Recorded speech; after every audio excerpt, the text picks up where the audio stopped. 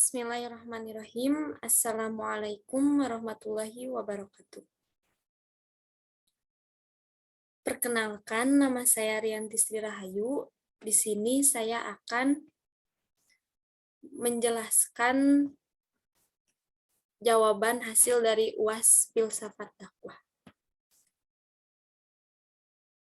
Yang pertama yaitu ilustrasi pohon ilmu dakwah.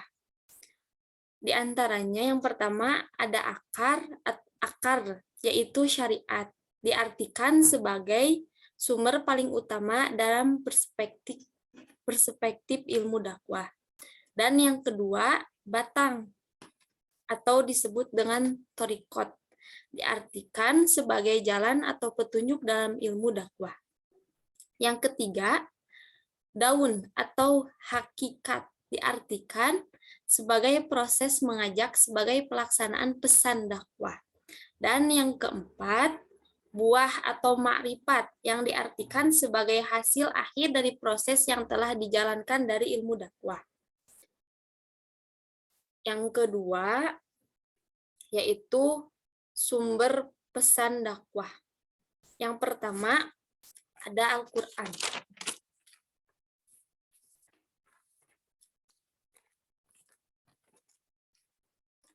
Berdasarkan pendapat para ulama, ringkasan Al-Quran terkandung dalam surat Al-Fatihah, yang berarti dalam memahami surat Al-Fatihah juga dikatakan memahami kandungan Al-Quran. Selanjutnya, dalam surat Al-Fatihah juga terdapat 3 bahasan pokok yang merupakan pesan utama dakwah, yaitu yang pertama akidah, yang tercantum dalam ayat 1-4. Yang kedua yaitu ibadah yang tercantum dalam ayat 5 dan 6. Dan yang terakhir yaitu muamalah yang tercantum pada ayat ke-7. Bagian-bagian tersebut adalah pokok-pokok ajaran Islam. Yang kedua ada hadis Nabi Shallallahu Alaihi Wasallam. Hadis adalah segala hal yang berkenaan dengan Nabi Shallallahu Alaihi Wasallam yang meliputi ucapan, perbuatan, ketetapan, sifat, bahkan ciri fisiknya. Pengutipan hadis tidak bisa tanpa pertimbangan kualitas kesohihan hadis. Pendakwah harus mengetahui cara mendapatkan hadis yang sahih serta memahami kandungannya. Dan yang ketiga, pendapat para nabi. Pendapat para sahabat Nabi.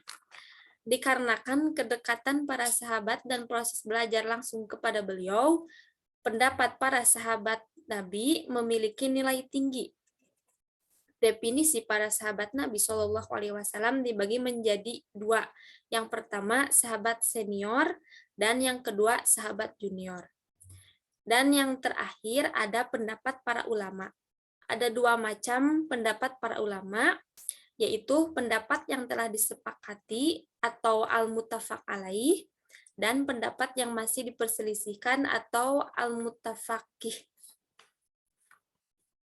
Soal selanjutnya yaitu hakikat pesan dakwah. Pesan dakwah atau maddah al-dakwah adalah isi atau materi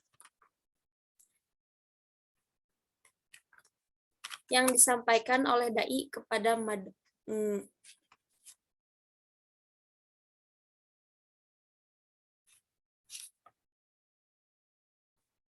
Secara umum, materi dakwah dapat diklasifikasikan menjadi 4 masalah pokok. Yang pertama yaitu masalah akidah atau keimanan, yang kedua masalah syariah, yang ketiga masalah muamalah, dan yang keempat masalah akhlak. Lalu selanjutnya ada sendi hikmah. Sendi hikmah itu ada 3. Yang pertama yaitu konsep ilmu. Konsep ilmu merupakan sendi terpenting dari hikmah. Sebab itu Allah memerintahkan manusia agar mencari ilmu atau berilmu sebelum berkata dan beramal. Dan yang kedua yaitu konsep hilm atau sabar. Berarti akal atau dewasa orang Orang halim berarti berhati-hati dengan tenang ketika marah atau tidak membalasnya sekalipun dia mampu melakukannya.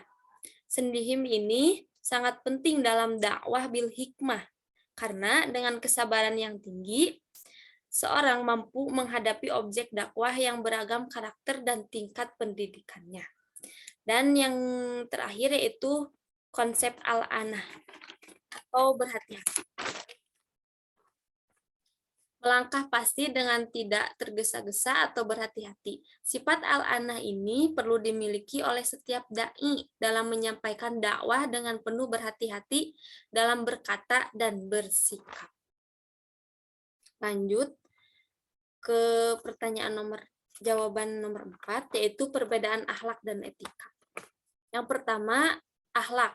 Dalam pemikiran salah satu filosof Muslim, yaitu Al-Farabi, menjelaskan bahwa akhlak itu bertujuan untuk memperoleh kebahagiaan yang bertujuan tinggi yang diinginkan dan diusahakan oleh setiap manusia. Sedangkan etika secara filosofis diartikan sebagai cabang filsafat yang mempelajari secara kritis perbuatan-perbuatan dakwah. Oleh karena itu, dengan pemahaman ini, etika dakwah mengkaji pedoman dakwah, yaitu nilai, norma, dan asas moral yang digunakan oleh pelaku dakwah dalam melaksanakan tugasnya.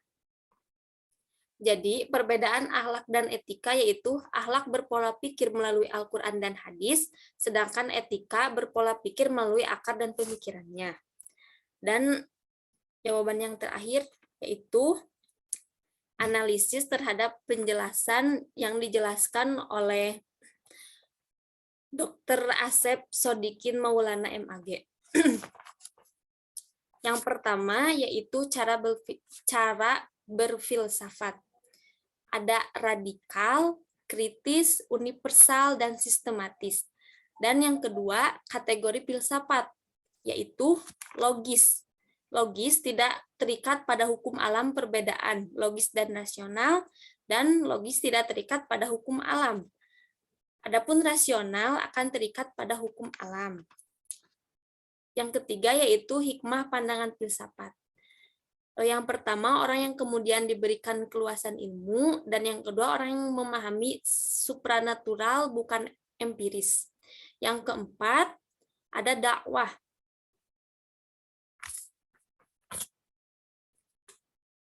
Objek dakwah ada dua, formal dan material. Yang pertama, formal meliputi ontologi, epistemologi, dan aksiologi. Dan yang kedua yaitu material meliputi manusia, pesan, lingkungan, dan Tuhan. Mungkin cukup sekian penjelasan dari saya. Mohon maaf bila banyak kesalahan. Wabillahi taufiq wal hidayah. Wassalamualaikum warahmatullahi wabarakatuh.